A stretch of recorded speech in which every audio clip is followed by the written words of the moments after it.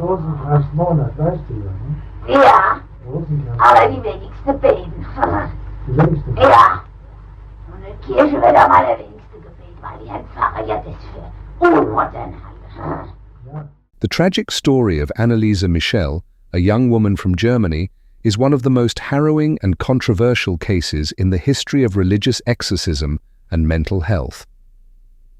Born on September 21, 1952, in Leibelfing, Bavaria, Anneliese grew up in a devout Roman Catholic family. Her life took a disturbing turn in 1968 when she began experiencing severe convulsions and was subsequently diagnosed with temporal lobe epilepsy. Initially, Anneliese's condition was treated with anti-seizure medications, but her symptoms persisted and worsened over time. By the early 1970s, Anneliese began to exhibit signs of severe depression, and her behavior grew increasingly erratic. She reported seeing disturbing visions while praying and hearing voices that told her she was damned and would rot in hell. These symptoms led her to believe that she was possessed by a demon. Anneliese and her deeply religious family sought help from the church after conventional medical treatments failed to alleviate her suffering. In 1975, after much deliberation, the local bishop granted permission for an exorcism to be performed by Father Arnold Renz and Pastor Ernst Alt. Over the next 10 months, Anneliese underwent 67 exorcism sessions. The audio recordings from these sessions are chilling, capturing her speaking in guttural voices, displaying extraordinary strength, and contorting her body in unnatural ways. Fast.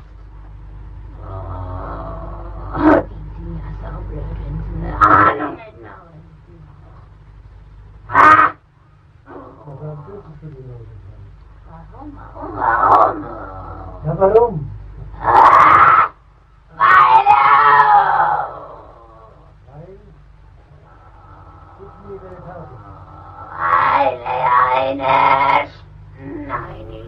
Despite the intense and repeated exorcisms, Anneliese's condition did not improve.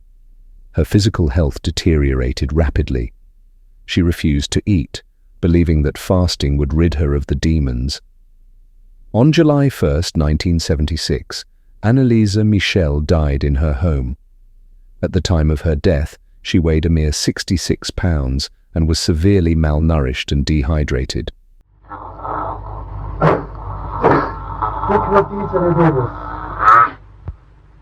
Weil eine starke Halsmaul. Ja. Weil eine starke Waffe ist. Gegen Satan Ja. und alle Dämonen. Ja, gegen uns. Ich muss es dir sagen.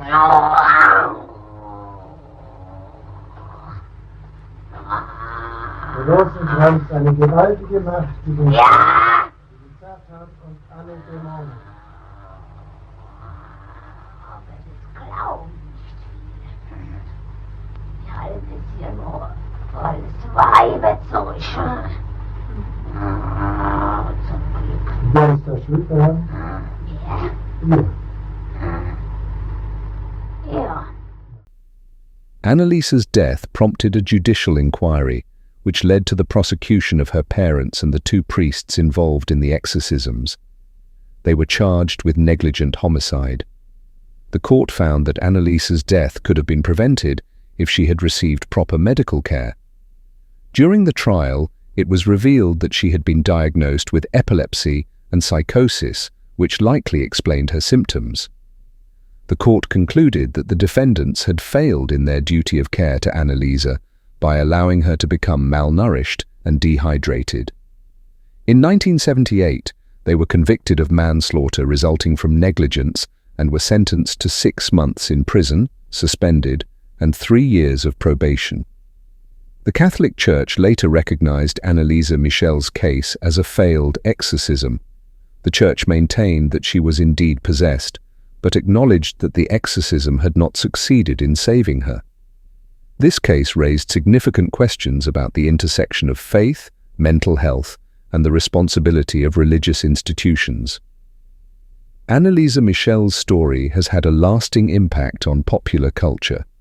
It inspired the 2005 film The Exorcism of Emily Rose, which dramatized her harrowing experiences and brought international attention to her case. The film portrayed the legal and spiritual battles surrounding her exorcism and death, sparking renewed interest and debate about the nature of possession and the role of exorcism in modern society. Modern medical analysis suggests that Anneliese's symptoms were consistent with temporal lobe epilepsy, a condition known to cause auditory and visual hallucinations, as well as changes in behavior. Additionally, her symptoms could have been exacerbated by psychosis, a severe mental disorder in which thought and emotions are so impaired that contact is lost with external reality. The combination of these conditions likely led Anneliese to believe she was possessed, a belief that was reinforced by her family's and her own deep religious convictions. Anneliese Michel's tragic case underscores the importance of distinguishing between medical conditions and supernatural beliefs.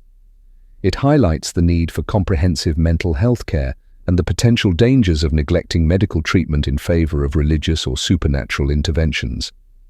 Her story serves as a cautionary tale about the consequences of misdiagnosis and the importance of seeking appropriate medical care for mental health issues. The haunting story of Anneliese Michel remains a poignant reminder of the complex interplay between religion, mental health, and medical ethics. Her life and death continue to provoke questions about the nature of faith, the limits of medical science, and the responsibilities of religious and medical practitioners. While her family and those who knew her personally continue to mourn her loss, her story has become a symbol of the importance of compassionate and comprehensive care for those suffering from mental health conditions.